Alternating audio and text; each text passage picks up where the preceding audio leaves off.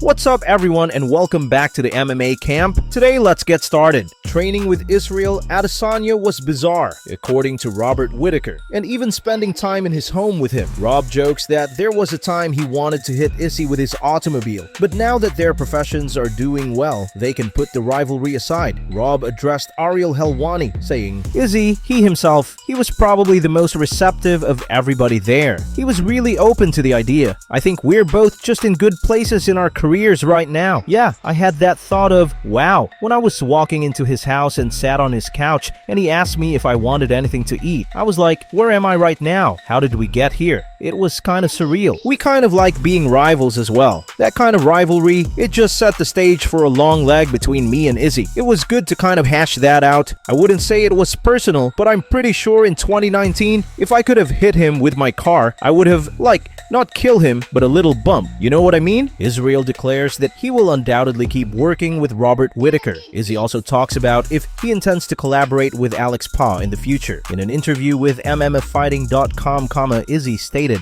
I was excited. I said, yeah, he can pull up anytime. I didn't know what day he was coming, so I saw him at the gym on Monday. I was ecstatic. I was hyped. That was a moment for the MMA world, for us in general. Just something to feel good about. Everyone like this, having a guy with his skill set, his experience, a new body, new energy. At this stage of your career, it's always nice. Like he said as well, not many people can understand what we've done to get to the point that we had. I was really excited to have him pull up and just share energy with me and the whole team. 100% Anzac United. I'd rather build with him and build together and get the next generation ready to take on the world. So we can still say Anzac United. Of course, even if he didn't train with me, having him around would have been beneficial to this camp because of the energy he brings. But training with him, hanging out with him, and moving with him definitely picked his brain, and we shared a few ideas. I can't wait because I'll go over there and do the same thing. And over the next few years, we'll be linking up a few more times. Yeah, definitely, for the foreseeable future, we'll continue working together as it should, because we're on this side of the world building. We've done so much for the game on this side of the world for Anzacs, and together, we are stronger. So I'd rather build with him and us get the next generation ready and take on the world together.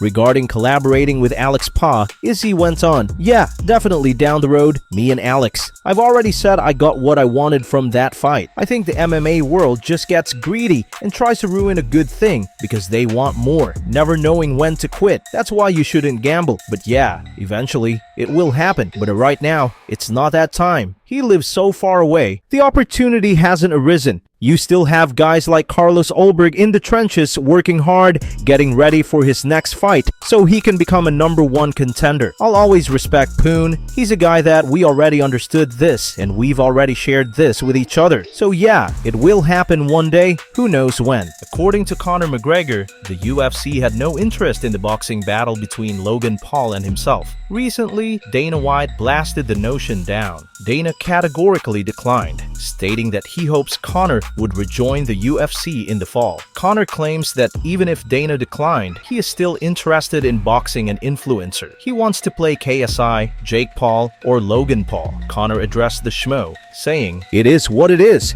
The UFC just aren't into it. The offer was there on the table in writing. Both athletes will say he's not fighting, but both are under the TKO banner. UFC and WWE both rising up. The stock price of TKO holding ground is through the roof. A new market in India opened up and is booming. It was business savvy and business sense to make the fight happen, or should I say glorified spar happen, in between this waiting period that we find ourselves in before I can get back to the octagon. It made perfect sense on the calendar to go ahead with it. The UFC weren't into it. The WWE, I'm not sure what their interest in it was. I just knew the UFC weren't into it. One of these days, you'll just hear my music come onto the stage in Bare Knuckle Fighting Championship, and I'll have my fists wrapped with no gloves for a fight, no promotion, no promo, no nothing. Just fighting a random fight on the card. That could be what the future holds. And legal making claims and all this. That's for it. I'm more inclined now for this influencer, whatever you call it, because it's astronomical money. It's astronomical. The figures. Who is there? Jake, Logan, KSI. I like the 3 of these guys, and then all these other ones that are tussling around. So it's an interesting little side pocket branch, we'll call it. Stuff it down me sock and out I go.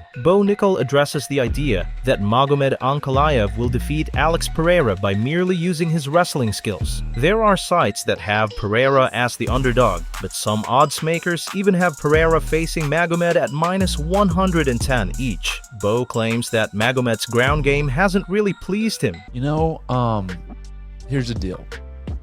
I think Ankalaev's a smart guy. He's going to take him down. It's got to, right? He's just going to take him down. I don't think his wrestling is like unbelievable. Like he's not a wrestler. People think, oh, Russian wrestler. No, he's not a wrestler. Yeah, I'm still going Pereira. I think Pereira's going to win as well. If Ankalaev like just wrestles the whole fight, he could probably win. But I don't think his wrestling is that good. Like he wrestled with Paul Craig, and Paul Craig was taking him down. Yeah.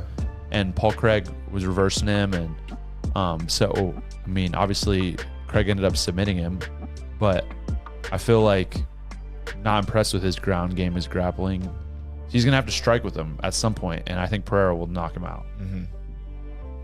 Like that's just the reality of the situation. Michael Chandler addresses the speculation that he will face Paddy Pimblett next. Chandler appeared on the YouTube channel of Tim Welch. He claims that compared to the quality of opponents he has recently faced, facing Paddy Pimblett sounds like a more enjoyable day at work. But Chandler would also like to battle Arman Tsarukyan. You know, I definitely think it's possible at this point. You know, it's just such a...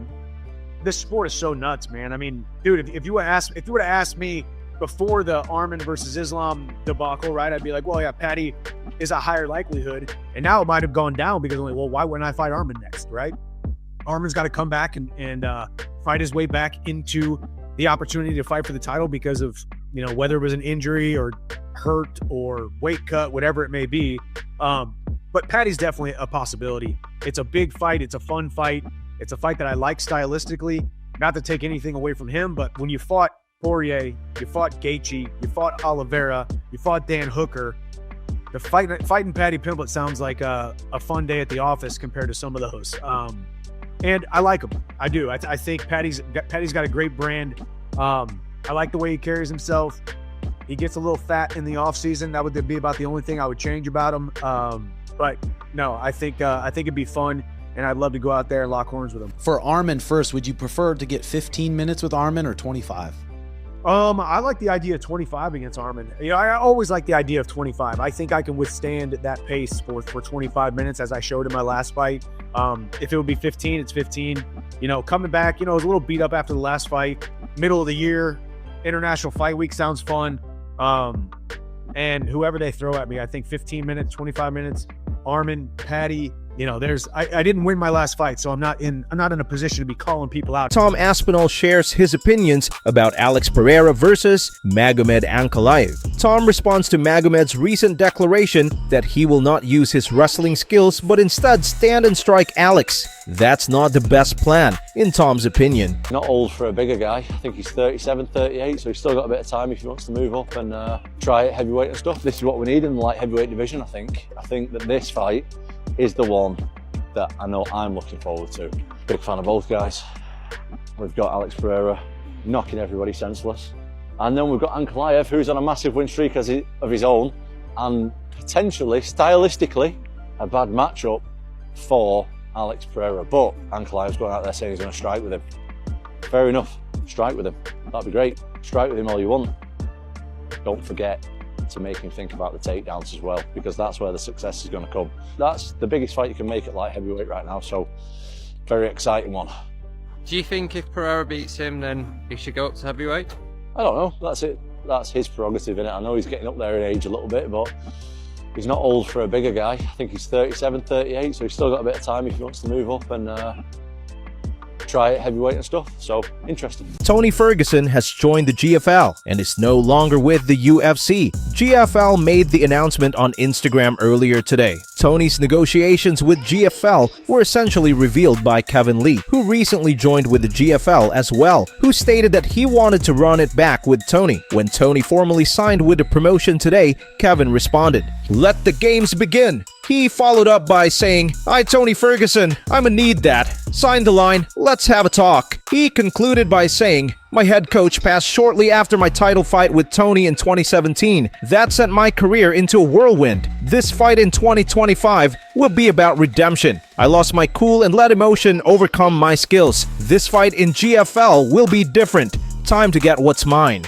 Sean Strickland tried to reach an agreement with Dricus Du Plessis to keep their impending rematch at UFC, and Dricus Du Plessis answered, "Listen, Dutchman, I'm gonna need you to be a man. I'm gonna need you to stand up, not go to your knees, and we're gonna need to strike like men. I know you like to wrestle and you like to choke people out and do some dude, but I'll make a pact with you, you make a pact with me, that we stand up like men and we settle this like men." Dricus answered Sean in an interview with Fox Sports Australia by stating, "If you want to make pacts about us just standing, go do boxing. Last fight, he said to the death, and I was ready for that. I went forward for 23 minutes of a 25-minute fight, but from him, it was jabs and steps." Sean Strickland knows a lot of one-liners to sound tough, but I expose fake tough guys. I'm not here to make pacts, I'm here to win. Israel Adesanya claims that without him, the middleweight class is dull. Izzy lost to Dricus Du Plessis via submission in the 4th round of their most recent bout in August of last year. Izzy says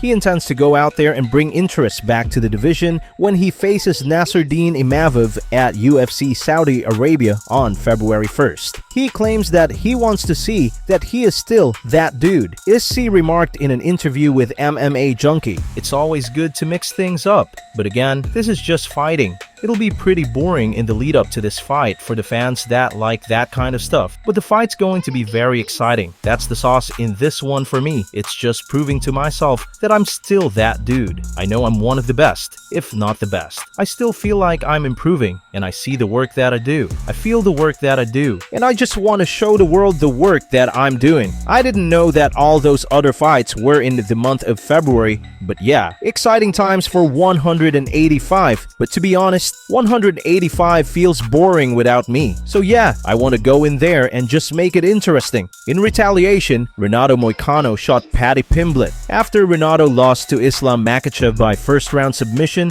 Paddy posted his live response. Renato was heavily criticized by Paddy for tapping, saying he ought to have gone out on his shield. "Oh, you tap that quick, Renato. Go asleep, lad. Go out on your shield. I hate that, you know. You're in a choke, lad. You're not gonna snap your neck. Go asleep." Second straight win by Dars, lad. That was too easy. It was like he half give him the sub, lad. I thought that Renato would put up more of a fight than that, lad. Recently, Renato retaliated against Paddy on his YouTube channel. The UFC was allegedly planning a bout between Paddy and Michael Chandler. Renato says he's more than willing to fight Paddy if they don't wind up battling Chandler. Another thing is, Paddy Pimblett is talking a lot of he posted a video criticizing me for fighting for the belt. Let me tell you something, not just engage, Paddy Pimblett. I don't know if you fight Chandler or not, but if you're not, just sign the contract and we could fight in Miami or in Brasilia.